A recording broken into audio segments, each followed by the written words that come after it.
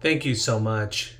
I'm going to discuss the case for operative management of geriatric odontoid fractures. These are my disclosures. Now, as you may know, odontoid fractures are the most common cervical fracture type in the elderly. But not only are they common, but they are also a deadly problem.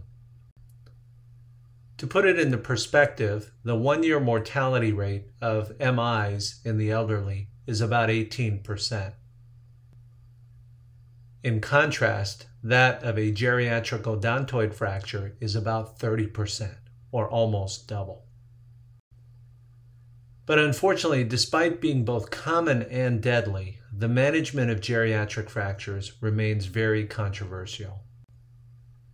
This recent systematic review, published in 2018, really sums up the state of the currently available evidence in my mind. Here's what they said, and I quote, "Evidence on this controversial topic is sparse, markedly heterogeneous, and of poor quality."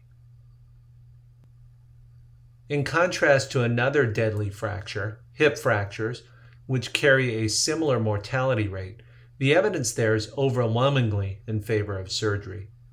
On the other hand, for odontoid fractures in the elderly, the decision-making is much more nuanced. But what I will show you is that the evidence overall favors surgery in the appropriately selected patient. And that, of course, you'll see is the key. Keep in mind that we're talking about type 2 fractures.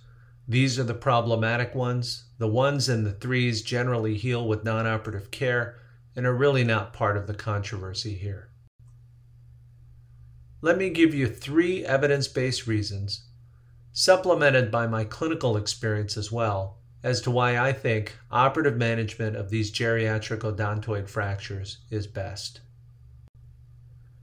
First, surgery is best because it's associated with a significantly lower mortality rate than non-operative care. In this large Medicare database study by Pearson in 2016, treatment groups included 41,000 non-operative cases as well as about 8,000 surgical patients. The paper demonstrated that surgically treated patients had significantly lower 30-day and 1-year mortality rates than the non-operative cohort. Here are the Kaplan-Meier curves, and you can see for the non-operative patients, 30-day mortality 16%, rising to 32% at 1 year. For the surgical patients, significantly less, 8% at 30 days, 22% at 1 year. Now, in all fairness, there are some confounding issues that might contribute to this difference in mortality. Being retrospective, there were some baseline differences between the two groups. The surgical patients were significantly younger by about 3 years, and the surgical patients had less comorbidities. But here's the bottom line on this mortality data. You may be skeptical whether surgery actually lowers the mortality rate for all comers, but I think at a minimum, what this study shows, and others as well, is that surgery does not increase the mortality rate in those who are otherwise candidates for surgery. The second reason why surgery is best for these patients is that it's been shown to lead to better clinical outcomes as well. AO and Alex Vaquero conducted this study on functional and quality of life outcomes in geriatric patients with type 2 dense fractures, and found that surgical patients had significantly better NDI and SF-36 pain scores than the non-operative cohort. In addition, a full 22% of the non-operative patients failed due to displacement or to worsening pain and had to cross over to surgery. The third reason why surgery is best for these patients is that it leads to a much higher rate of fracture union than non-operative care can achieve. Rick Sasso, our current president, showed that non-operative care of type 2 fractures has up to an 85% non-union rate. And what are the potential consequences of that? Well, obviously pain, limitation of activity, And there's the specter of possible myelopathy or neurologic injury, either over time or as a result of a subsequent fall. Here's a patient I recently saw, 86-year-old woman, odontoid fracture that was treated non-operatively 8 years ago. She's been dealing with neck pain ever since, but now presents also with progressive myelopathy. Her MRI scan shows severe cord compression at C1-2 with signal change due to the odontoid non-union. She was treated with a C1-2 laminectomy infusion and did quite well, but you have to wonder, could all of this have been avoided, 8 years of suffering with neck pain and then myelopathy, if surgery had been done at the outset? So I think it's pretty clear from the literature that surgery is superior. But the question remains, how do you reconcile these benefits of surgery in terms of mortality, clinical outcomes, and union versus its risks in this older population?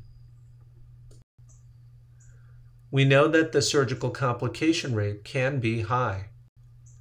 In this study by Molinari of elderly odontoid fractures undergoing a C1-2 posterior fusion, there was a 27% rate of major complications, and other similar studies have borne this out as well. So I think the answer to that question comes down to proper patient selection. In my mind, this is really the key to achieving the benefits of surgery while minimizing its risks. Here's how I approach these patients. If there's significant dementia, I favor non-operative care. 85-year-old nursing home patient with dementia. She complains of neck pain after a fall but is neurologically intact. CT scan shows a non-displaced odontoid fracture, also a C1 laminar fracture, but she's demented. The fracture is non-displaced. She's not myelopathic. She has a very large capacious canal at that segment, and therefore we treated her in a soft collar, essentially with benign neglect. 6 months later, X-rays show a persistent non-union, but she has no pain, instability, or myelopathy. And in my mind, this is a win for a patient like this. Other factors favoring non-operative care would include the presence of significant comorbidity, or if the fracture is non-displaced or minimally displaced. Factors favoring surgery, on the other hand, would include the presence of myelopathy, recalcitrant pain, or significant displacement. Here's a 75-year-old man who's otherwise healthy, was involved in a bike accident, had a non-displaced odontoid fracture treated outside in a cervical collar, ended up 3 weeks later with increasing pain and a completely displaced fracture, which then required us to perform a reduction and fusion. Now, in addition to displacement, the other thing to consider is the stiffness of the subaxial spine.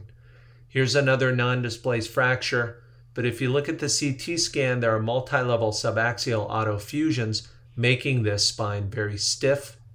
Perhaps as a result of that, there's a lot of flexion extension instability.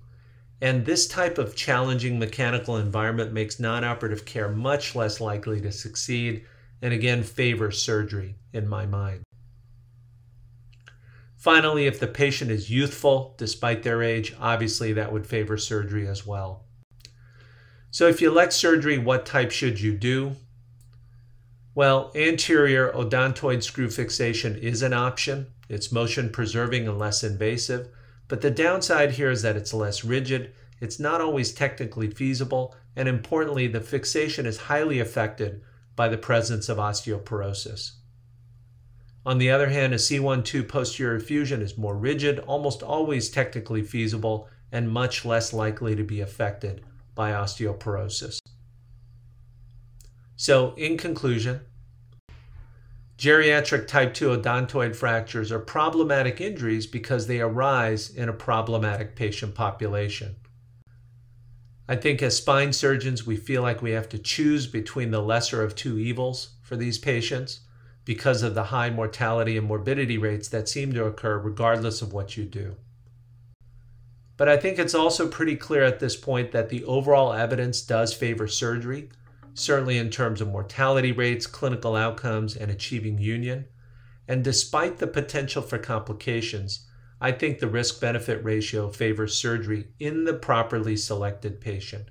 Again, patient selection is going to be the key here to maximize the benefits of surgery while minimizing its risks.